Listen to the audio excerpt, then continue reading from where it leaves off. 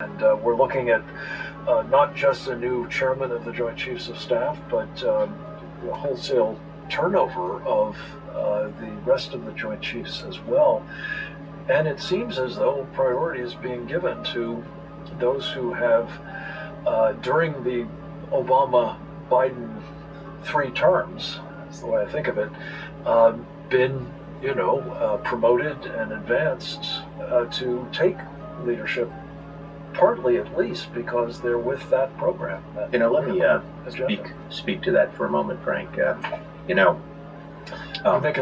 to speak briefly, and then we'll pick it up on the other side of a short break. So in economics, there's a term called opportunity cost. And what it means is that if you do one thing, you can't do the other.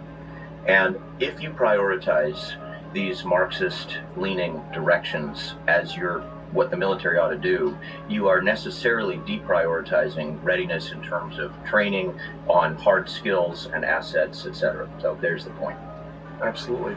Training is everything in terms of readiness. You're going to fight the way you train fundamentally, and if you're not doing the training on the things that will enable you to fight effectively, if you're not, the bottom line, you're in a world of hurt. Okay. We'll be right back. Stand by. Hold the thought. More with Bobby Charles right after this. To set aside a finite amount of time if you're in the military for training, and if you're prioritizing training about LGBTQ sensitivity or critical race theory, or the importance of subordinating your personal preferences to the mandates for vaccinations, for example. All of this is at the expense of the stuff that you really need to be training on, especially if the idea is not just to win a war, but to try to deter. Yeah. The enemy gets to take a stock of all of this, and of course isn't, I think, is not persuaded. Yeah. A force that is all about woke is going to be a force capable of fighting. Yeah, several very quick thoughts on that, Frank. First, neither China, nor Iran, nor Russia, nor North Korea, or any of the other sort of incipient potential in the wings adversaries, none of them take that approach to the military. They don't take the approach that the military is a social experiment. They take the approach that the military is intended to deter or intimidate in their cases, or win. So we need to be recognizing that our military has to be about winning and deterring. Second point, I often think that physics has relationships back to human behavior, and just think, everybody listening and watching can think simply about displacement theory. When you drop an ice cube into a glass of water, it displaces things. When you drop the Marxist agenda into the military, it displaces other things. And to put it somewhat differently, if you're not teaching mental toughness, which is what you have to be teaching, which goes with training and doing the hard thing, then you're teaching mental softness. Okay, and it's an either-or proposition. The bottom line.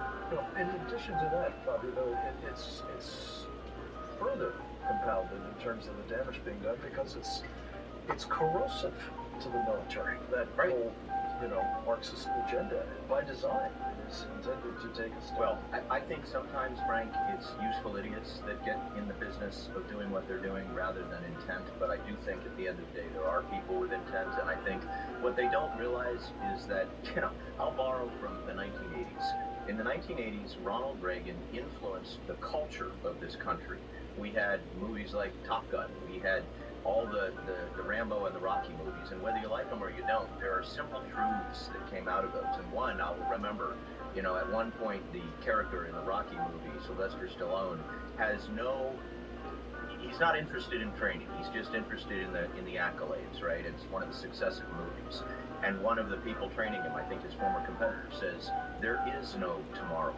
Okay? There is no tomorrow. When a shooting war starts, there is no tomorrow. You have to be ready. You have to be ready, Frank. And this is why I worry. In every one of our services, our recruiting, our retention is down. You talk to people, the morale is down. Our asset pools, our streams of acquisition are slow.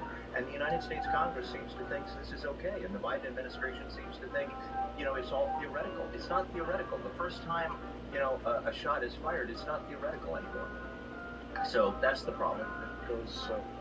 it goes very real very quickly. Bobby, this seems to me to be the sort of thing that we need to have a proper debate about. You mentioned the Congress not measuring up at the moment. It is, at the end of the day, responsible for the common defense, providing for it. And I pray that as these new leader nominees are sent up for confirmation by the Senate Armed Services Committee, who had a privilege, as I did, to work on the Hill. I actually worked for the Armed Services Committee in the Senate. That what is going to ensue, not any kind of personal, vendetta or anything against these people, but a proper debate about the policies they espouse, and they would continue to try to have the military adopt, that are unfortunately calculated, if not absolutely certain, to harm the warfighting. I think you're on. That needs to be job one. I think you're on. Yeah, I think you're on to something, Frank. I think that people listening to this today should, put in a phone call to the Armed Services Committee and say, hey, why don't you look at what you have an opportunity to do here in these hearings? I will just add that I think that in some ways we're looking at something that surprises me a little bit. I wish that the Democrats understood. I don't think there's a Democrat, probably not even a Republican, that wants a war, a shooting war, with anybody, never mind with China, okay? Yet we are on a trajectory where the lines intersect. And I'm surprised that Democrats, that there aren't more Scoop Jacksons and Sam Nunns up there on the Hill who say, look, if we have a strong defense, we will deter the war we don't want to fight. And this is a truth. This is a historic truth. I can go back to the Romans and the Greeks. This is a historic truth. This is not something that's Republican or Democrat. So my hope would be that we kind of rally, call it around the flag, but call it around our own defense, and realize that if we can buck up, again, peace through strength, if we can create a strong military, we will not have the war you don't want to fight. That's right. I'm all about peace through strength, as you know, and that's prepare for war if you want to avoid it.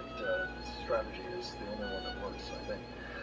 Bobby, peace through fags. You've talked about lines intersecting. It seems as though, and Gordon Chang confirmed this earlier in the program, that the Chinese are dead set on preparing their people and their military for war with us. Are you of the view, having served in the State Department, that the dialogue the administration is talking about, encouraging us to believe this now being normalized with China once again, is mooting that threat? I think dialogue can be useful, Frank. That's why we have red phones. Although there's been a recent break off on some of the dialogue in that front as well with China. I think there's such a thing as empty dialogue. And I think empty dialogue takes you nowhere. I'm a believer in diplomacy. Don't get me wrong, Frank. I believe we can do it. But I think at the end of the day, it's got to be real. It's got to be real, absolutely. Damn Skippy. Wrapping